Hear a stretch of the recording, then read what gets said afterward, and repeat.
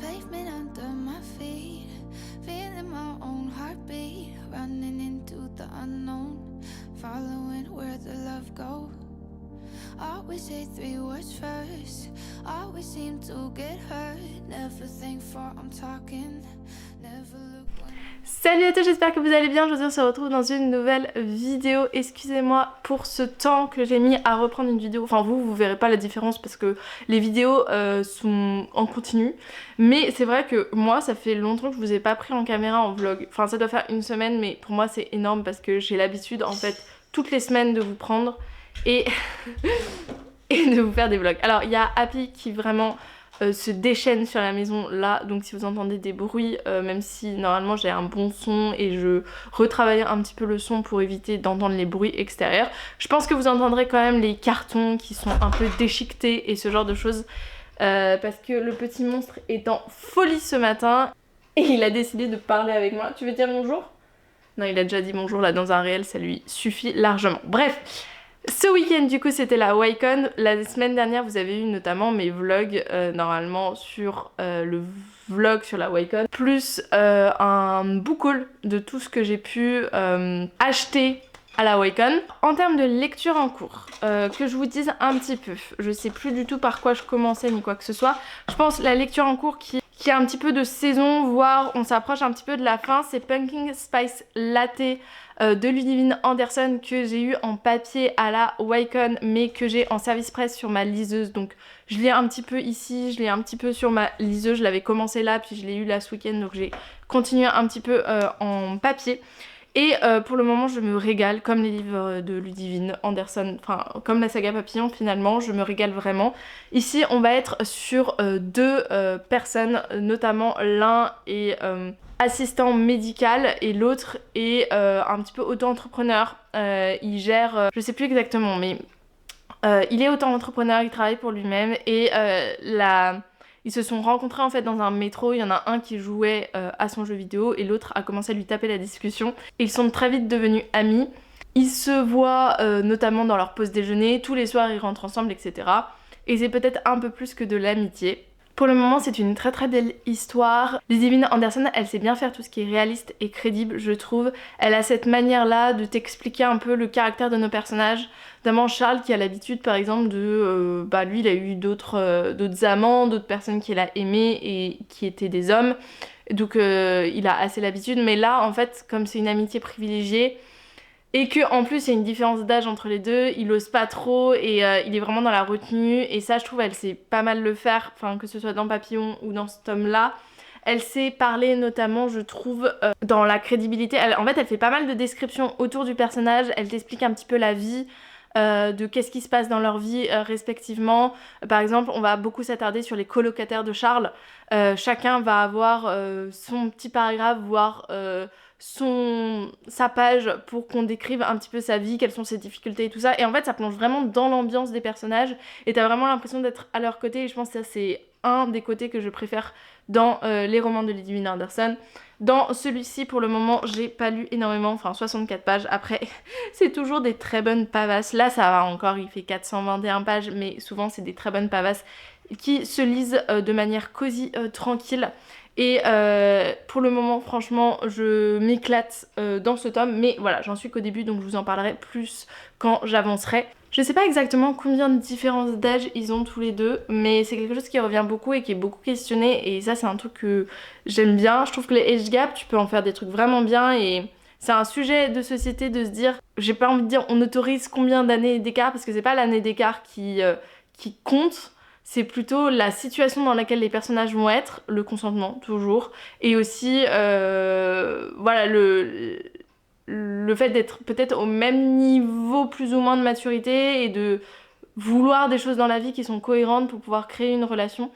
Et voilà, je pense que c'est une réflexion qui va être très intéressante dans ce livre. Ensuite, bien évidemment, je n'ai pas pu m'empêcher, je me suis jetée sur ce livre que j'ai reçu juste avant la YCon et que j'ai fait dédicacer, c'est Omega Amphi, le tome 2, je vous en parlais déjà la semaine dernière dans mon vlog de la YCon puisque je l'ai lu dans la file d'attente pour la dédicace de Camille Gédel, je l'ai continué depuis. J'ai lu 172 pages pour le moment Et c'est une excellente lecture comme je m'y attendais. Le tome 1 avait été juste un coup de cœur.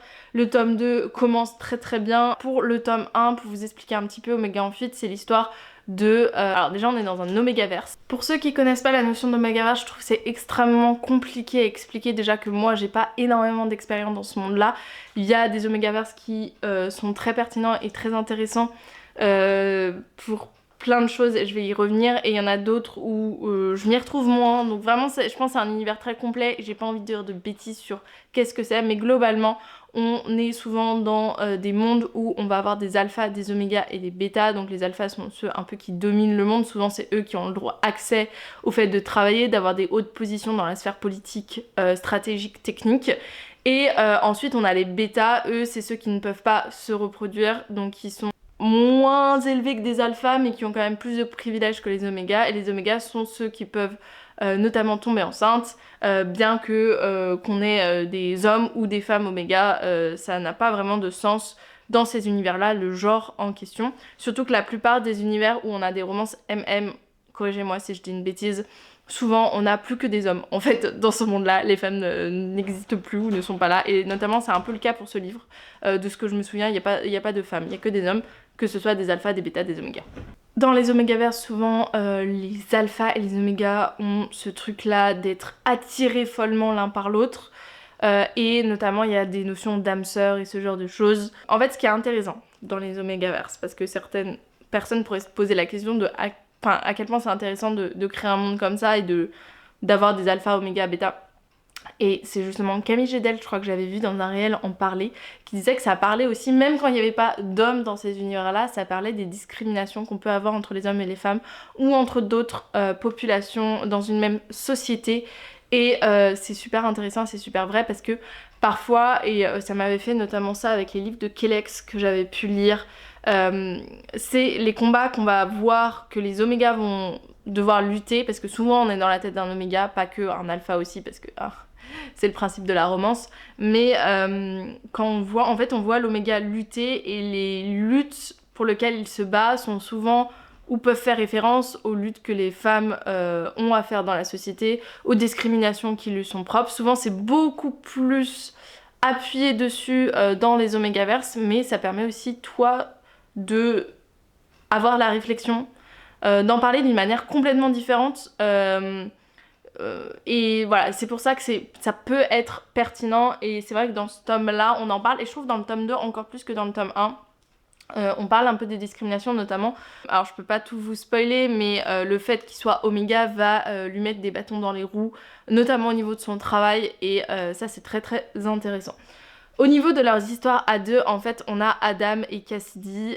Cassidy, on le voit dès le prologue, en fait, c'est pas son vrai nom à la base. Il était en couple avec un alpha, il était très heureux, il était oméga, et en fait, le jour où il a voulu annoncer à cet alpha qu'il était enceinte, il a entendu cet alpha parler avec ses parents, et ses parents lui disaient, bah, tu vas prendre l'enfant et tu vas aller te marier avec quelqu'un de plus riche et de mieux socialement, notamment un bêta qui ne pouvait pas lui donner d'enfant. Et donc Cassidy s'est enfui, a changé d'identité et a bloqué complètement le fait qu'il était oméga. En fait, il prenait des substances qui faisaient que ça se voyait plus qu'il était oméga, parce que dans les omégaverses, il y a aussi des délires d'odeur, et que les alphas peuvent sentir si c'est un oméga, si c'est un bêta, etc. Donc là, il a bloqué tout ça, et il travaille comme l'assistant d'un alpha qui déteste les omégas, qui s'appelle Adam. Ça c'est enfin il les déteste pas, mais il a pas beaucoup de considération comme la plupart des alphas. Et ça aussi c'est intéressant, c'est qu'on n'est pas parti du postulat qu'on avait un alpha qui était vraiment finalement pas comme les autres, que lui respectait les omégas, et qu'il avait des connaissances dessus. En fait il a aucune connaissance, Adam, il a vécu dans un monde d'alpha, il a ses connaissances un peu préconçues qu'on peut avoir des omégas. Et du coup, c'est très intéressant cette partie-là. Et bien évidemment, tout ne va pas se passer comme prévu, puisque les substances que l'oméga prend, donc notre petit Cassidy, le empêche en fait d'avoir ce qu'on appelle, ça aussi c'est un truc dans les omégaverses, les chaleurs, c'est les périodes de reproduction. Et du coup, par conséquent, en fait, ça fait quelque chose vraiment de toxique pour lui, et du coup voilà, je vous laisse découvrir la suite du tome 1. Tout va pas se passer comme prévu et bien sûr il y a des gens qui vont découvrir que finalement c'est un Oméga. À côté de ça aussi, du coup, notre petit Cassidy il a changé d'identité, mais il était toujours enceinte, donc il a un enfant. Il est Oméga seul à s'occuper de cet enfant. Ça c'est aussi quelque chose qui est particulièrement bien évoqué dans ce livre, enfin dans le tome 1 plus exactement. Je lis le tome 2, j'en suis à là, un des trucs pertinents de cette histoire, c'est vraiment leur relation. Ça fait déjà beaucoup, donc je vous laisse ici et je vais potentiellement aller lire toutes les lectures que j'ai en cours. Et en plus, ceux dont je vous parle pas dans ce vlog, c'est mes lectures romances de Noël, que j'essaie d'en lire un maximum pour vous donner un petit aperçu fin novembre, début décembre, des livres romances de Noël que j'ai pu lire et qui pourraient potentiellement vous intéresser.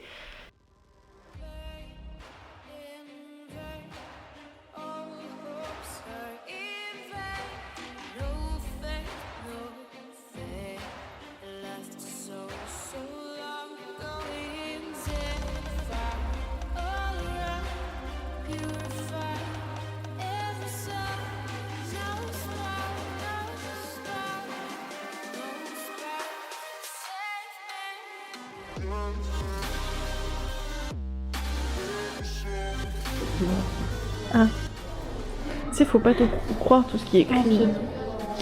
C'est un clavecin. Pourquoi je sais pas. Absolument pas.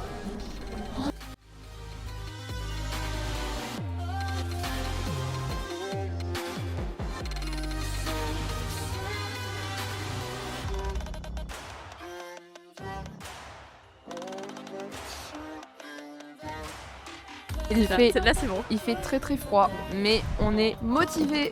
Yeah. Ouh, un téléphone qui est tombé. Et c'est Carole. Allez Carole, allez, allez. Et c'est sa soirée. C'est la soirée de qui? C'est la soirée de Bibi.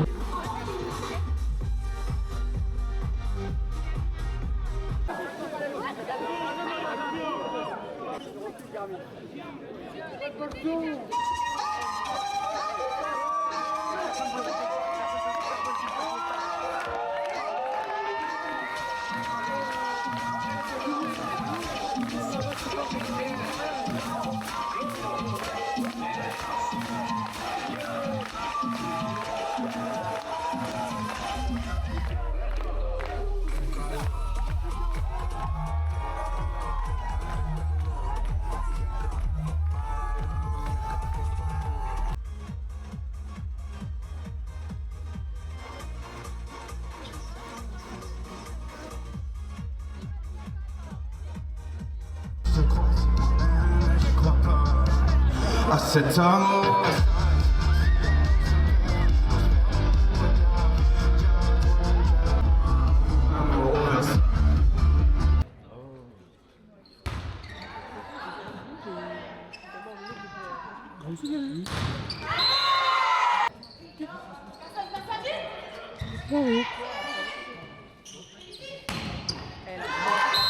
Je vous retrouve, bon ne faites pas attention trop aux pins derrière, au-delà du fait que je dis souvent que c'est mon chaton qui met la maison sans dessus dessous, et c'est un petit peu vrai, mais c'est aussi parce que je me suis un peu étalée, soyons honnêtes, c'est en partie et grandement ma faute, mais bon bref c'est pas grave, ça me permet quand même de faire un petit bilan un petit peu de mes lectures en cours. Je voulais vous parler tout d'abord d'une lecture que je lis actuellement, livre audio, qui est Paillettes, qui est publié aux éditions Charleston, et je l'ai en service presse NetGalley audio. On va ici parler d'une relation mère-fille de Coco et de Cali, qui sont nos personnages principaux. Coco c'est la mère, c'est le personnage qui est un petit peu irresponsable, qui est très superficiel aussi, beaucoup dans le physique, quand elle est fière en fait des résultats de sa fille par exemple, mais elle veut aussi qu'elle ait un petit copain, et elle est prête même à aller parler aux parents des profs en disant non mais ma fille elle est timide, mais votre fils intéresse ma fille. Enfin on est vraiment sur des extrêmes un peu comme ça. Et elles n'ont pas énormément d'argent. En fait, elle est un peu aide-soignante, mais à son propre nom. Et elle essaie de prendre un peu plein de contrats d'aide-soignante et d'aide à la personne. Et Cali, elle est beaucoup derrière à l'aider en fait dans son job parce que sinon elles n'ont pas les moyens. Et à côté de ça, on a donc Coco, la mère, qui prend beaucoup de crédit, notamment pour des projets qui lui sont aussi personnels, le fait qu'elle se refasse beaucoup des parties de son corps, etc. Tout ça s'explique un petit peu quand on voit un peu les parents en fait de la mère, donc de Coco, qui peu attentionner envers leur fille. Ils ont toujours vu un enfant comme quelque chose à faire plus que quelque chose de joyeux à s'occuper, quelqu'un de spécial dans la famille, à donner sa place. Cali, elle le voit bien, mais elle en veut aussi un petit peu à sa mère d'être comme elle est.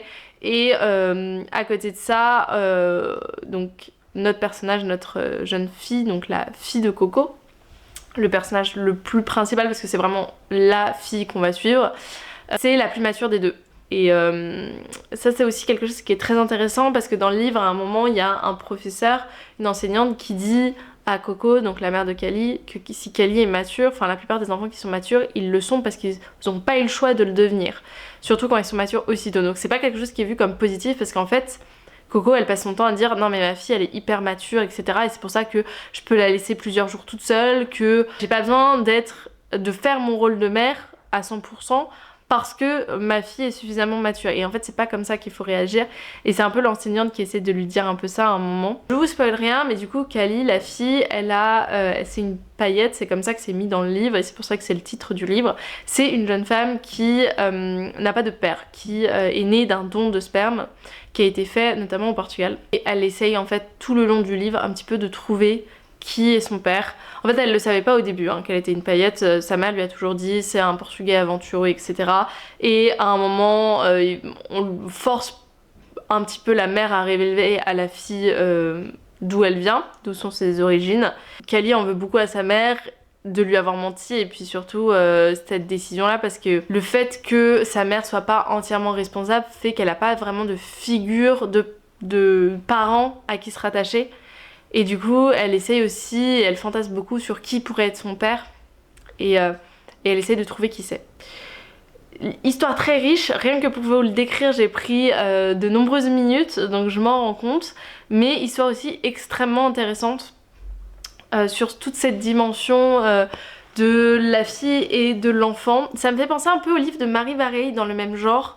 Histoire très construite où on va revenir, à la fois on décrit qu'est-ce qui se passe et qu'est-ce qui s'est passé et à la fois on suit l'histoire principale. Et j'ai juste peut-être un petit hic, c'est le fait que je trouve que l'histoire principale avance pas forcément énormément. En fait chaque chapitre on reprend un peu des thématiques de qu'est-ce qui s'est passé entre la mère et la fille, mais l'histoire principale sur le fait qu'elle cherche son père avance très lentement. Je trouve même extrêmement lentement et des fois c'est pas que je m'ennuie mais je trouve il aurait pu se passer plus de choses et c'est ça aussi qui je trouve est un petit peu dommage.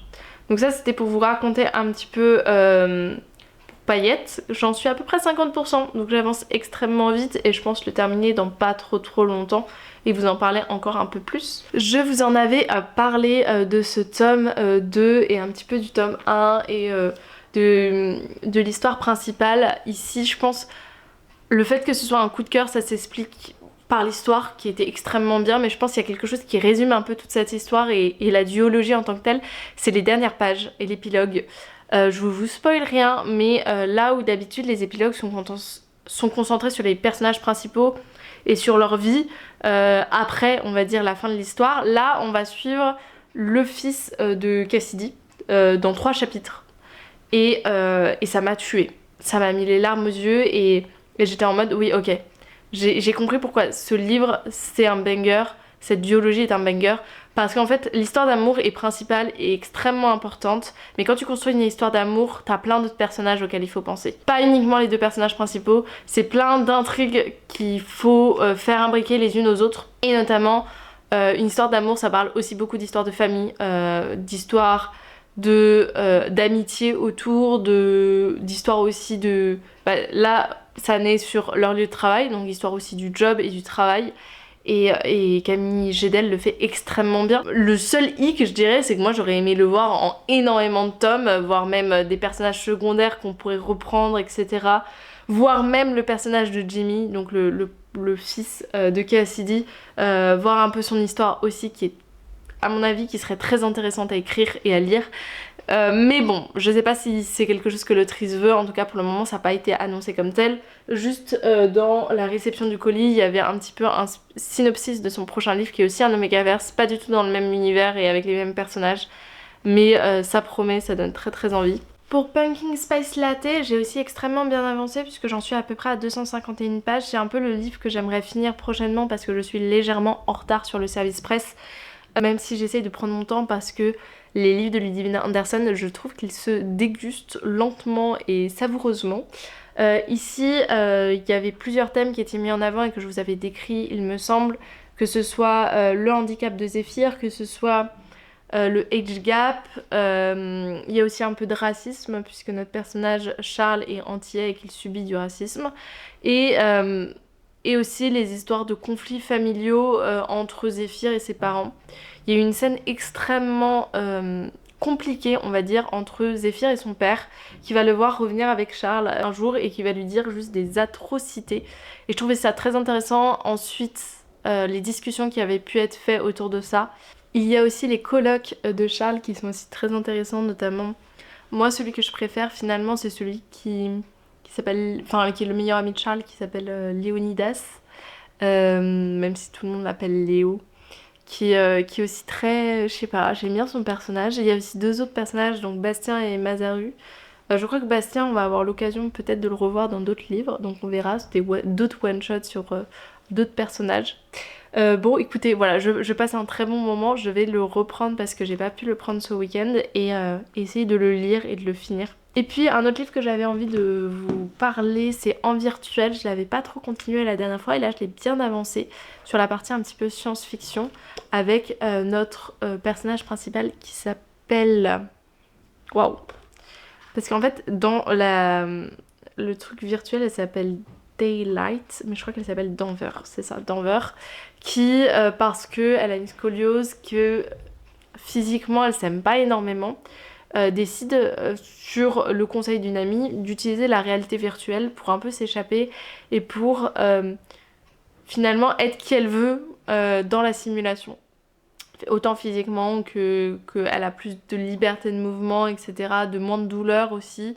Pour le moment, il y a la partie un petit peu science-fiction qui me fait légèrement peur parce qu'on parle de des limites aussi un peu de la réalité virtuelle. Alors c'est tout doux, hein, c'est pas montré, mais moi à chaque fois je suis là, oh mon Dieu, alerte, danger, si tu vas dans cette direction. Notamment elle rencontre un personnage très intéressant, elle va beaucoup s'attacher à lui, il y a une petite romance. Alors je sais pas si ça va être de la romance en tant que telle, on verra, mais en tout cas pour le moment moi c'est un peu danger, arnaque. Il est peut-être pas qui il prétend être et c'est ça qui, je pense, va être un petit peu dangereux et tout. Et je trouve que la jeune femme, elle est très naïve parce que elle lui dit très rapidement qui elle est, etc. Ils décident de se voir en visio dans la vie de tous les jours. Et sinon, ils passent beaucoup de temps dans la réalité virtuelle à jouer à des jeux vidéo ensemble, etc. Et bien sûr, il y a cette notion de romance. Alors, je trouve que c'est un peu simple. Ça s'explique aussi du fait que... je pense que l'histoire en elle-même est plutôt science-fiction. C'est pour ça que je pense qu'ils veulent l'arnaquer à un moment ou un autre. Je sais pas. Voilà, la romance est simple, mais c'est peut-être pas pour ça aussi qu'on lit le livre. Et la partie par contre réalité virtuelle est très intéressante parce qu'elle me fait poser plein de questions et en même temps elle m'inquiète un petit peu. Pour ce côté un peu futuriste et un peu, voilà, comme je dis, danger. Par exemple, il y a un moment, ils vont dans un restaurant et ils peuvent pas manger dans la réalité virtuelle. Par contre, toutes les pupilles un peu gustatives, etc. sont allumées. Du coup, à la fin, ils ont plus faim alors qu'ils ont pas mangé au début pour pouvoir profiter. Et en fait, leur ventre et leur organisme n'a rien reçu en termes de calories. Mais eux, ils ont un peu la sensation d'avoir mangé. Et voilà, donc un peu les limites de la réalité virtuelle, si on s'y plonge beaucoup trop longtemps. Et en fait, ces limites-là, on lui dit à Denver dès le début. On lui en parle. Mais c'est pas qu'elle décide de les ignorer, mais elle se dit ma vie actuelle n'est pas passionnante et je préfère prendre le risque en fait de faire de la réalité virtuelle, même si voilà, il y a un gros risque que je devienne addict ou ce genre de choses. Bon, j'ai pas avancé Quero Assassino, j'en suis vraiment au début. Lui, il est pour un peu plus longtemps, et comme je suis un peu en retard sur le reste, j'essaye de faire au mieux et de pas me presser non plus parce que la lecture reste un plaisir pour moi. C'est pas mon activité principale, ça c'est sûr. Peut-être qu'un jour ça le deviendra, mais ce sera dans extrêmement longtemps et ce sera jamais tout seul, je pense, parce que voilà, j'ai toujours 10 000 projets, 10 000 choses à côté. Mais du coup, voilà, j'essaie de pas trop me presser, mais quand même d'être à jour et de tenir un petit peu mes deadlines pour les chroniques et ce genre de choses. Parce que pour moi, c'est très important quand un auteur ou une autrice te fait confiance sur un livre, de à peu près tenir les dates, même si je peux avoir du retard, comme je l'ai dit, malheureusement. On se retrouve très vite, je pense, demain pour vous parler un peu plus des lectures que j'ai ici.